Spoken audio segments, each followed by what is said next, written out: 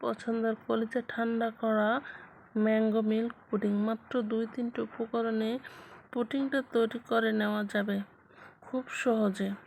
আসসালামু আলাইকুম everyone, welcome to Marjia lifestyle. পাকা আম আর দুধ আরও 2-1টি উপকরণে তৈরি করে নেওয়া যাবে এই মজাদার পুডিংটা। দেখতে যেমন লোভনীয়, খেতে খুবই টেস্ট। এই পুডিং খেতে কতটা মজা হয় বাসায় তৈরি না করলে বুঝতে পারবেন না। আজকের এই ম্যাঙ্গো পুডিংটা তৈরি করার জন্য আমি নিয়েছি একটা আম। চেষ্টা করবেন আমটা যেন ভালো পাকা হয়। এবারে আমটাকে ছোট ছোট টুকরো করে নিব। আপনারা আপনাদের সুবিধা মতো আমটাকে কেটে নেবেন। আমি একটু এমনি দুষ্টামি করে ডিজাইন করলাম, দুইটা দুইভাবে। আপনারা আপনাদের পছন্দ মতো ডিজাইন করে নেবেন। আমের টুকরোগুলোকে আমি একটা ফ্রিজে নিচ্ছি। এখন ব্লেন্ডারের জাগে নিয়ে নিব।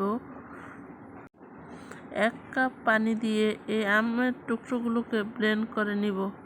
ব্লেন্ড করা হয়ে গেলে এটাকে আমি ঠান্ডা অবস্থায় চিনি, আগার আগার পাউডার দিয়ে এখন আমটাকে জাল করে নিব। মনে রাখতে হবে আগার আগার পাউডার কিন্তু গরম অবস্থায় দেওয়া যায় না, এটা চুলা জ্বালানোর আগে ঠান্ডা অবস্থায় দিয়ে নিব। দিয়ে আমটাকে আমি ভালো করে এখন জাল করে নিচ্ছি। এখন একটা পাত্রে আমগুলোকে ঢেলে নিব সেট হওয়ার জন্য। আমি এটা 10 মিনিটের জন্য সেট করে রেখে দেব। এখন আমি গরুর দুধ নিলাম, দুধটা ছেঁকে নিব। ছেঁকে এখন দিয়ে দিব সামান্য একটু আগার আগার পাউডার আর স্বাদ মতো চিনি দিব। মনে রাখতে হবে এটা ঠান্ডা অবস্থায় কিন্তু দিতে হবে, গরম অবস্থায় দিলে জমাট বেঁধে যাবে। এখন আমি দুধটাকে নাড়াচাড়া দিয়ে এখন চুলাটাকে অন করে দেব। ভালোভাবে দুধটাকে ফুটিয়ে নেব। অত বেশি ঘন করার দরকার নাই, মিডিয়ামভাবে দুধটাকে ভালো করে ফুটিয়ে নেব। এখন এখানে দুধটা ফুটে উঠুক। আমার এখানে যে আমটা রাখছিলাম এখন মাশাআল্লাহ কত সুন্দর সেট হয়ে গেছে। এখন আমি এই আমগুলোকে একটা ছুরির সাহায্যে টুকরো টুকরো করে নেব, ছোট ছোট করে। 10 মিনিটে সেট হয়ে যায়। যদি কারো একটু বেশি হয়, বেশি লাগে, তাহলে আর একটু বেশি রাখবেন। দেখেন আমের টুকরোগুলো কত সুন্দর হয়েছে।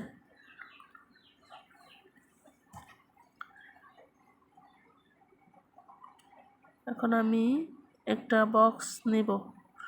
বক্সের মাঝে অর্ধেকগুলো আমের টুকরো দিয়ে দিব। অর্ধেকটা দিয়ে এখানে আমি জাল করে রাখা দুধটা ঢেলে দেব।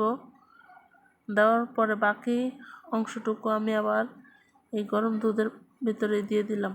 দিয়ে একটু নাড়াচাড়া করব। নাড়াচাড়া দিয়ে ঢাকনা দিয়ে রেখে দেব আধা ঘন্টা 30 মিনিটের জন্য। 30 মিনিট পরে আবার ফিরে এলাম। দেখেন কত সুন্দর পুডিংটা আমার সেট হয়ে গেছে। এখন এটাকে আমি করব, দেখাচ্ছি আপনাদেরকে।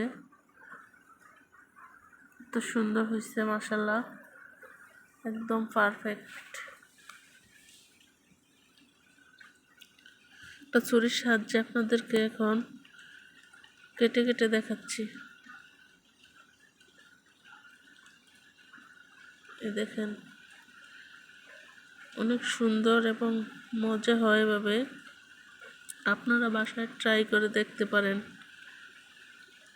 এভাবে আমের পুডিং গরমের সময় অনেক ভালো লাগে। ফ্রিজে রেখে ঠান্ডা ঠান্ডা খেলে কলিজা ঠান্ডা হয়ে যায়। আমি এখানে এক পিস উঠিয়ে আপনাদেরকে দেখাচ্ছি কেটে কেটে। দেখেন মাশাআল্লাহ অনেক সুন্দর হয়েছে। যেমনটা বলেছিলাম তৈরি করা একদম সহজ আর খেতেও কিন্তু অনেক বেশি মজা। এরকম এক পিস খেলে মন প্রাণ ঠান্ডা হয়ে যায়। আশা করি আমার আজকের রেসিপিটা খুবই ভালো লেগেছে।